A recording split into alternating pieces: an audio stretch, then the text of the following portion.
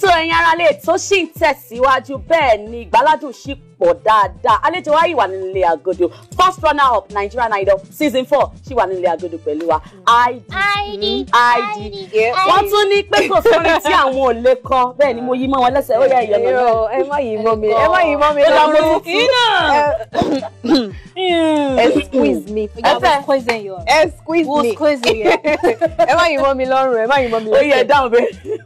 Orin tó bá make sense. Ó yàtọ̀ sí orin tó bá make sense. Ọ̀tọ̀ láyé wọn. Wọ́n sì ní the same level. Báwo lẹ́yìn ṣe lè yan ọ̀nà lórin tó make sense? Tọ́. Orin tó make sense náà ni orin tó ní ìtumọ̀. Tó ní meaning. Àwọn orin mi wà wọ́n ní meaning but ó tún make sense.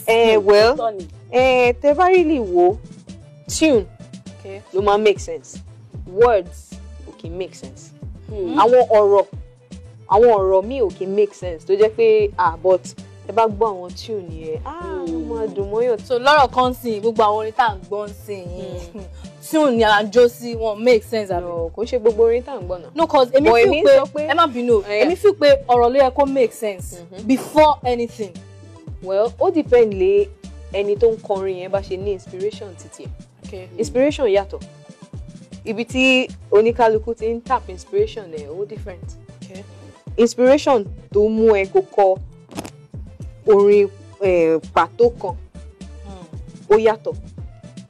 Inspiration tó mú èmi kọrin ó yàtọ̀ sí inspiration tó mú the next person kọrin. Inspiration ló máa mú yín kọrin. Inspiration pọ̀. Bí mo ṣe wà yìí lásán gbáyé jókòó yìí lásán. Inspiration ó ń lọ bí wà ó yẹ jẹ́ ká mọ orí àwọn inspiration tó ti ń tọ́ wa. Ẹ má jẹ́ ká. No, you know there's a inspiration. Tábà lọ waste ẹ̀ ń sìn. Tábà lọ kọ́. Kò sí waste kankan orí mi lẹ́wà. Lórí Miliki kò sí waste. Sámọ̀ Miliki lọ ni ó yá ẹ download. Inspiration tí mo ti kọ́kọ́ get bí mo wọnú set yìí lọ. Tí mo rí gbogbo colour tó ń lọ on the great things you know. Tí mo rí ìbílẹ̀ proper lórí throw pillow tí mo ṣe máa mú lọ lé wọn. Thank you ṣe. Ó ti mú ọ̀pọ̀lọpọ̀ kan wá sí mi lórí. Kí ló dé? Mo máa ní material tó máa bá lọ. Tí bá mi ṣe photoshoot báyìí. Tí wọ́n fi ṣe photoshoot báyìí. Ẹ mọ̀ kan tí mo like ń parí. Inspiration yìí ó high. Tó bá ti ro lọ. Wọ́n wá gbé sí wa connect. Àwọn kìíní tó fi decorate table yìí. Ẹyin pé tòmátì ní table àti irun. Then kìíní ibi cream yẹn ó bá rán mi lọ. Owó lẹ́rìn yìí. Tí bá ṣe báyìí nínú photoshoot.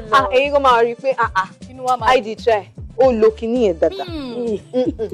It is more beautiful on her than beautiful in the tree. No, beautiful. Ẹ má jìrì ẹ. Ẹ tẹ́ mọ̀ kọ́ tẹ́mi fẹ́ bẹ̀rẹ̀ lọ́wọ́ ẹni pé. Sọlá orí pẹ́ẹ́dì yí wa. Wọ́n yí wa àwa nígbà báyìí sí. Gbogbo inspiration tá a ṣe níbo ló ti wá. Orin kí ló sọ fún amọ̀rin yẹn. Oyin biribiri kan wá o. Àánú Olúwa. Àwọn ẹ̀ka náà ló yí kan. Inspiration gangan. Nǹkan tó yin inspiration yẹn tó bí ẹ jẹ́ ká mọ̀. Well, mo ò lè fi yẹn lẹ̀ mí báyìí torí tí n bá lọ kọ́ lórí tẹlifíṣàn ká tó wọnú stúdíò kí n tó kúrò mí báyìí ẹnìkan ti rí rìkọ́dì ẹ̀ lẹ́yìn mi. Kò sẹ́ni bọ̀ album ò máa pé mọ̀ á pè ṣe bẹ́ẹ̀. bóyá ilé yìí ni màá kọ tí album máa fi pé 11 tracks. Ẹ̀yin wọ́n ti máa yá sí pé no ID ló wá sórí. ẹ wá fẹ́ kí n wá orin o. ID àwọn èèyàn mọ̀ pé ID ló wá sórí Orísun olórísun ní ID ti kọ́kọ́ bẹ̀rẹ̀.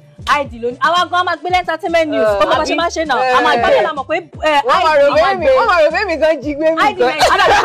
Àtúntò endorse wọn sí tẹ́ bá ti wà ní Miliki Express ti wà ní gbogbo. Ẹ kọ orin yẹn. Orin wo? Orin inspiration yẹn tó ti bí yẹn. Ṣé yẹn kọ Yeah.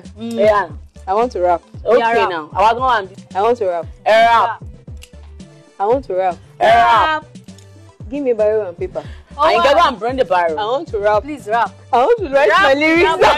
Paper. I want to write my lyrics You down. don't write your lyrics down, please. Okay, let's go. You're going. Take it easy. Yes. Now we're going now. Okay. Inspiration yẹn gbà mí. Ṣé ká fún yín nílùú? We are waiting. Ẹ wò, bó jẹ́ ọ̀la lẹ máa kọrin. Kọ́ńtẹ́nì kọ. Mi ò ní kọrin. Ẹ má jẹ́ kó jí mi lórí gbé o.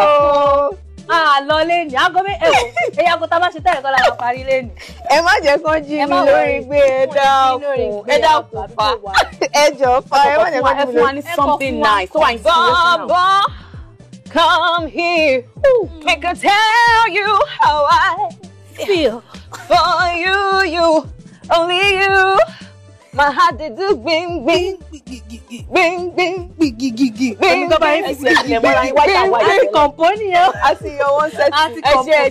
So much. I'll carry lower. ID.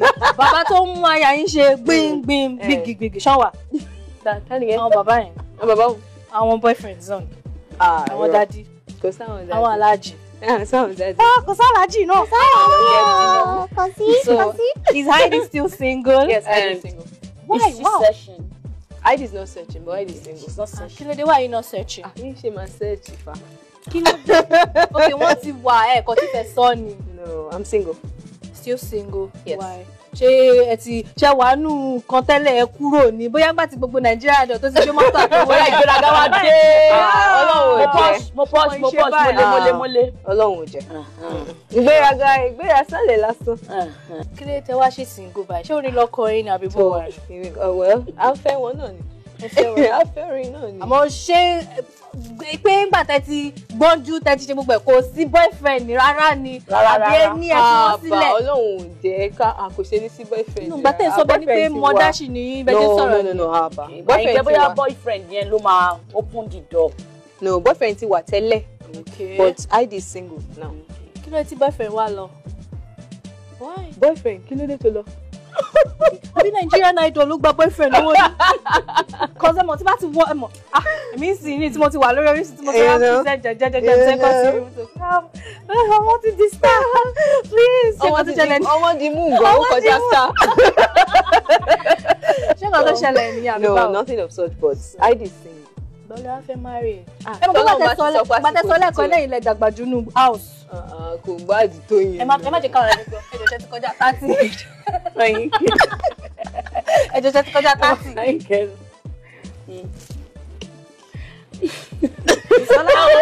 Aunty Heidi, bẹ́ẹ̀ lọ́wọ́ yín.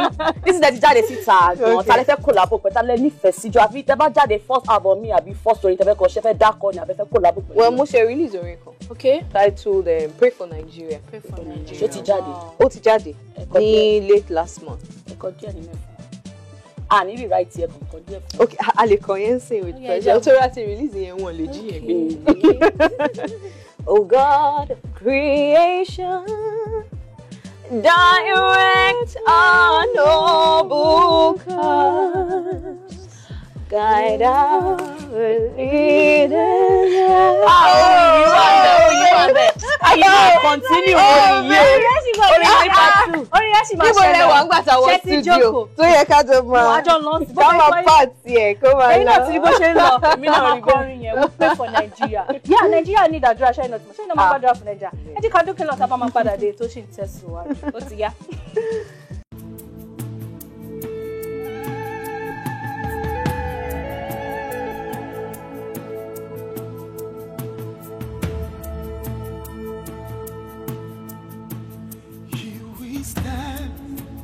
As a people with one song, with one voice, we're a nation undivided and poised. We will take a stand and build our land in faith to defend what is ours. Here we are as a people with one heart for one cause. We're determined to rebuild and restore. Where freedom reigns and truth prevails. Our land where there's hope for us all. Our land where there's hope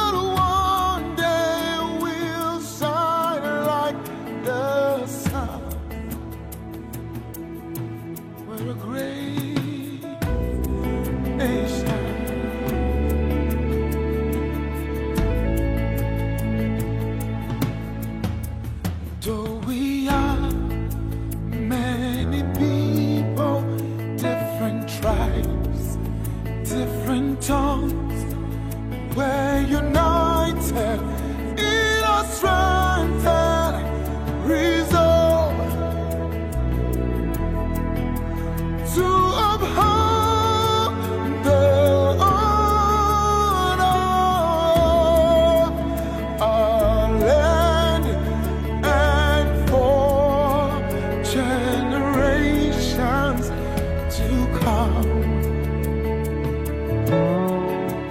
and for generations to come.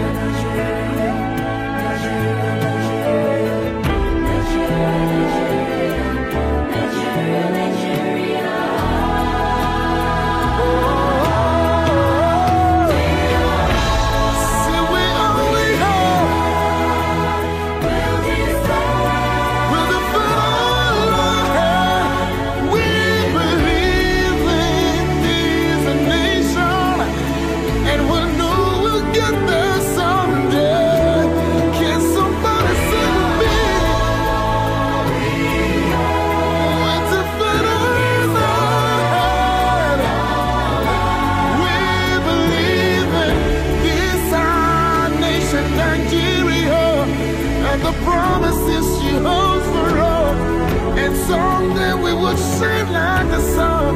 Oh, from the north, south, east, and west. Somebody say,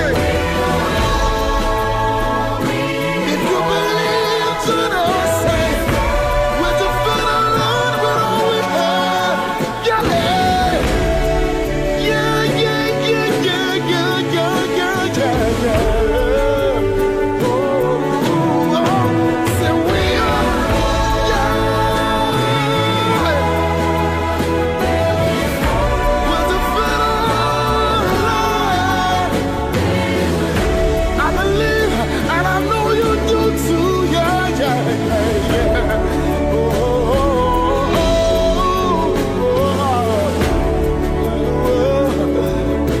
Nigeria, stand up. Nigeria, stand up. Join me, say, yeah. What a grace, what a grace.